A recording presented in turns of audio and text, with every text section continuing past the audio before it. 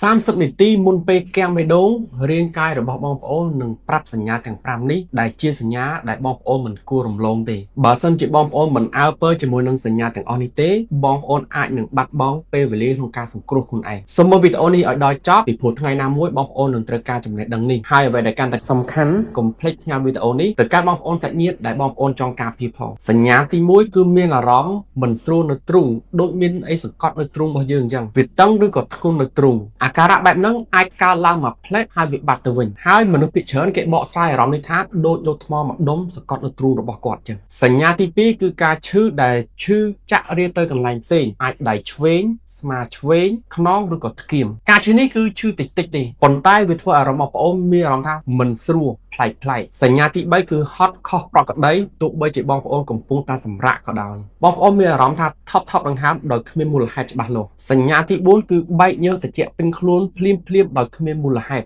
សញ្ញានេះគឺជាសញ្ញាដែលខ្លួនប្រាណរបស់បងប្អូនដាក់ខ្លួនវាចូលទៅក្នុងភាពអាសន្នហើយសញ្ញាទី5គឺចង្អោរវិលមុខឬមានអារម្មណ៍ថាចង់ស្លាប់បើសិនជាបងប្អូនមានសញ្ញាទាំងអស់នឹងភ្លាមសូមគម្រោងចាំយូរស្វែងរកគ្នាឲ្យជួយហើយប្រញាប់ស្វែងរកសេវាសុខភាពដើម្បីជួយបងប្អូនភ្លាម